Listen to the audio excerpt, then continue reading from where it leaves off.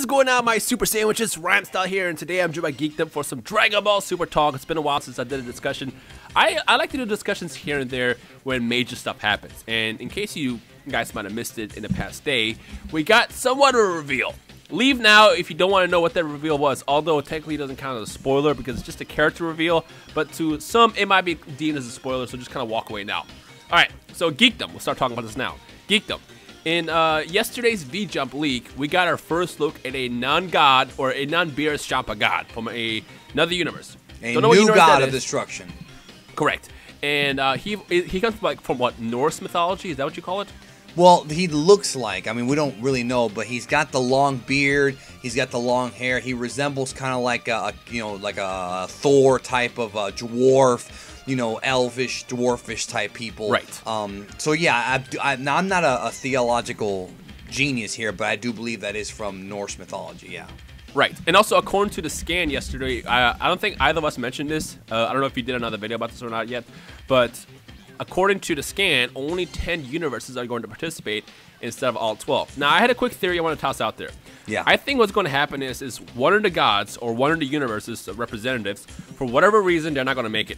Whether they decide they don't want to participate or they're late, something is going to cause the Omni King to get angered and kill off that universe. Now, because the concept of twin universes exists, I feel like I just kind of balance it out. This will result in Omni King also destroying the twin universe. So if universe, 12 shows up, is universe 1 a twin for that?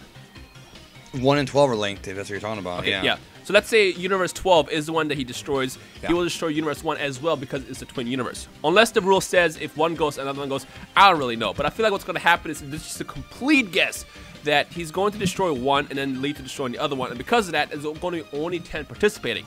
Now, two reasons why he's going to do that. Number one, to show off the seriousness of this tournament. As you guys already seen, Omni King is all about, like, you know, when he says something, you better do it.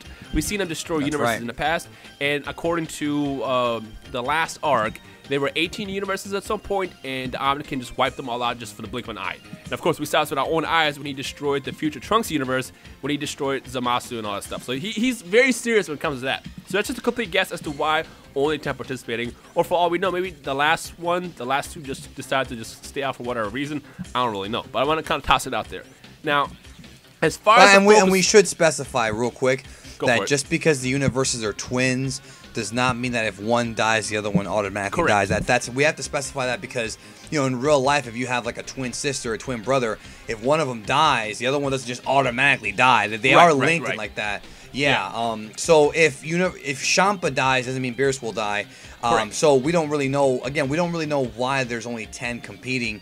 Maybe 2 were destroyed. Maybe 2 had plea bargains. I really don't know. It's kind of a weird thing, and this arc, as it unravels, is starting to get kind of weird.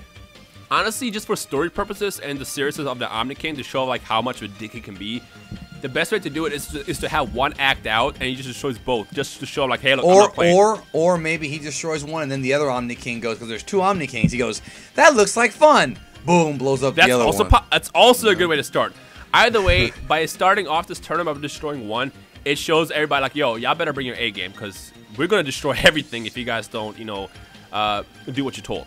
Anyways, so the big focus of this video is I want to talk about the gods themselves because we got a first look at a non-cat god. It's still funny to me. I'm sure you got a lot of these comments too, unless you know you didn't, in which case feel free to correct me. But a lot of people in the comments in the initial trailer from a couple weeks ago were upset that all the gods were cats.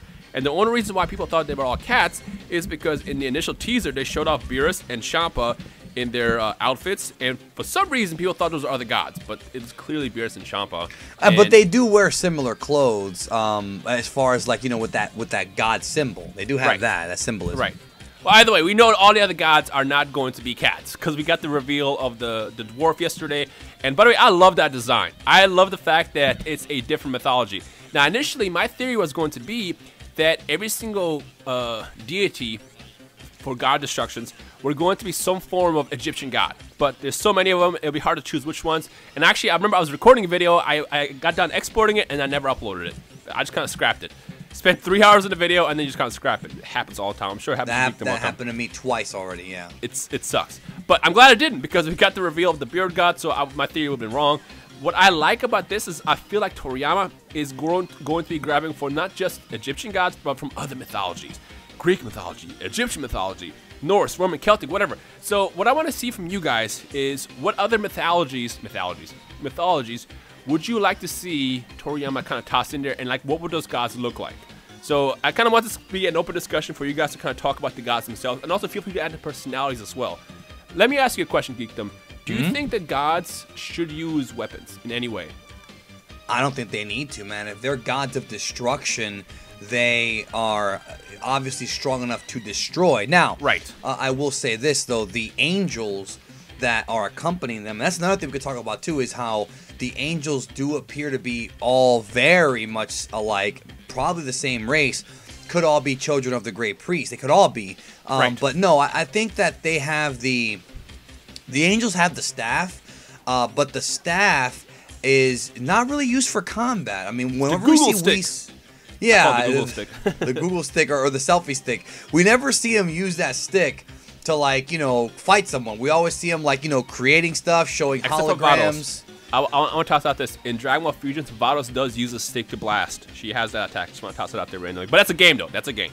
Yeah, we haven't seen it in the anime proper, but we might see it. Who knows? But the point is that for the Hakaishin, for the God of Destruction, there's no need. They have the little... They can blow stuff up whenever they want with little fingers. Right. So, yeah, there's no need, I don't think, for weapons. The reason why I ask is because the second I saw the God yesterday, my first thought was, oh, snap, man. They should give him a hammer. Just because... Yeah, or like an axe. Yeah, or because I'm so used to seeing, like, the dwarves from, like, you know, from fantasy and stuff, having, like, those the god hammers, or some made a joke saying band hammer, which would be kind of funny, like, ban. He should walk around with a band hammer and just ban everybody and just destroy them. He bans people, and then, no, it'd be funny if he did that, and then Whis is like, yeah, that's why his GodTube channel isn't that successful. Yeah.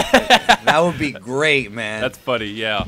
But that's the reason why I asked that. And so in the comment section below, let us know your thoughts on whether or not these gods should have weapons.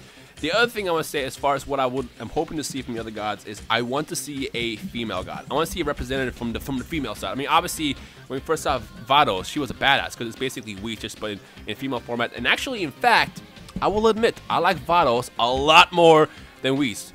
I mean, partially because I'm a guy, and yeah, you know, Vados, she got the goods, but she does. Overall, though, I like Vados a lot better, but I want to see it from the god, like from the god destructions. I want to see a female Hakaishin. Now the question is how would she look? Do you have any ideas how, or like what I do have an idea. I do have one. If they could take Shiva from, you know, you've played Final Fantasy. I don't even need to spell that out. Yeah. Yes. But Shiva originally came from I believe it's what do you call it? Hindu mythology, Hinduism. Yes. So they could have, but she's also in Judaism too. But Shiva, they could have a Shiva-looking god. And if you look at some of the statues of Shiva, you know, you'll see her like with, you know, like horns and like moons, and you know, they could always explore that if they want to. We've already seen that though with Anin in Dragon Ball. We've already seen like that design style, because like we've talked about, Toriyama borrows from all kinds of different, you know, mythologies and religions. You see Buddhism and Christianity and Hinduism all over Dragon Ball. So we've already seen it, but not with a god of destruction. So yeah, they could do that. I mean, what I feel like, because remember the initial trailer that was released a couple weeks ago, they had that super giant one. I bet you that's like an elfin god. I'm calling that. It's gotta be like some kind of elfin design. Like the thing I'm most hyped about, it isn't about what's to really come as far as the story. I mean, I'm excited for the story. What I'm more excited about is to see the character designs, because number one, I want them in Xenoverse 2 or Xenoverse 3 or whatever the next Dragon Ball game is going to be.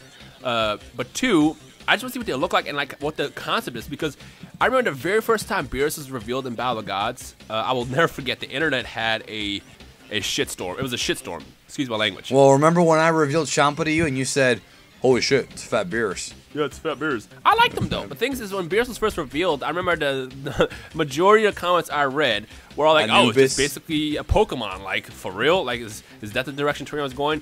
And then Beerus, and I'm gonna quote Barack Obama on this because we always we agree on this. Beerus is one of the greatest things to happen to Dragon Ball Super. It's an opinion, by the way. Beerus, bro. I love Beerus too. Like, I love everything about him. I like Champa. Champa's the guy who I like. Yeah. And Dragon Ball has always been about the characters, because the characters, the way they're designed, is there's something about them that you like. Frieza was awesome because he was an absolute prick. That's what made him so great. You know, obviously Goku's just lovable. This I don't know how anybody would just not like Goku unless you're a Vegeta fan, which is you're meant to not like Goku. And then like there's every character that gets added into the Dragon Ball universe. There's just something about that's so likable.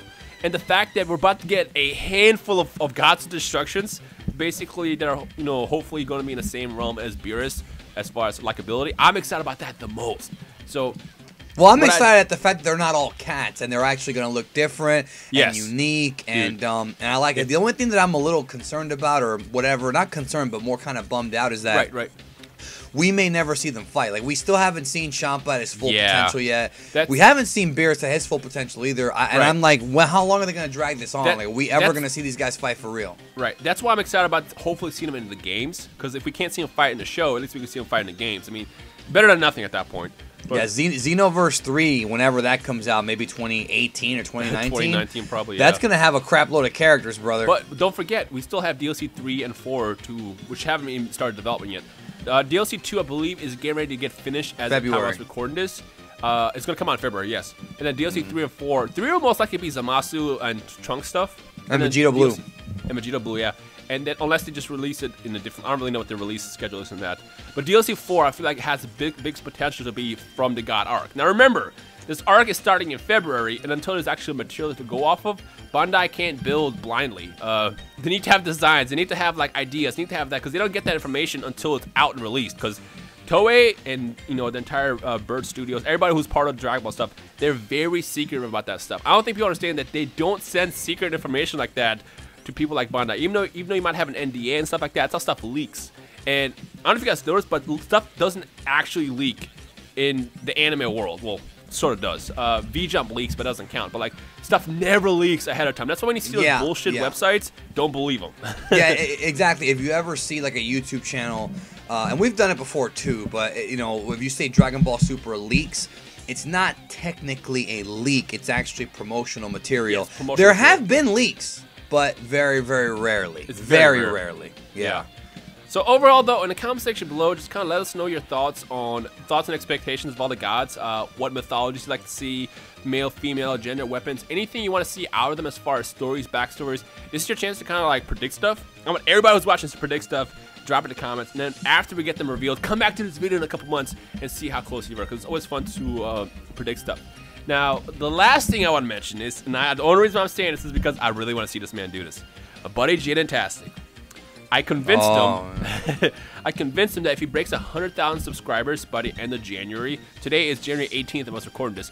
If he gets to 100K subs by the end of the month, he's going to get a haircut and get a mohawk like Oob style, and then dye his hair orange. So in the comment section below, in the description below, go to his channel, subscribe, and just tell everybody to sub to this man, because I want to see this happen, because this would be so freaking funny, because I feel like knowing him growing up, he will have like a terrible time with that. Because like if you get a haircut, it's gonna be like that for a while. So he better not pull some shit like, oh well, I was gonna do it, but my wife said no. I don't want that. No, that's exactly what I wanted this challenge to happen. So like I want everybody to go sub to this man. 100K. He only needs like 12,000 if he pulls that, okay, I just want to say, if he actually has the balls saying my wife said no, unsub from him right away. Yeah, exactly. Teach him a lesson. I know he's gonna do it. He's gonna do it. It's just be funny because sure he does face cam. He has to get like, he still has like a day job and stuff like that. So like he has to go out in public all the time with that hair. So it was just a really goofy thing to do. On top of that, it'll be orange. So and go up to that man, get him to 100K, and let's see if he actually keeps his word at the end of the month if he breaks 100K. Geek, is there anything else you want to add in this video as far as the gods? Not really, man. We'll see what happens. It's only a couple weeks away. Yes. So stay tuned. Subscribe if you're new here. Check out Geekdom, of course, which you guys should already know who he is. And I guess we'll just discuss it way down below. 9,001 is the like goal. If you break 9,000 likes, then great, your scouter breaks. If it doesn't, well, the scouter will get close to breaking or something. I don't really know. If you had fun, at least just leave a rating below, or don't. It's up to you. But other than that, we hope you enjoy the rest of your day, and we'll see you guys in the comment section below. Bye.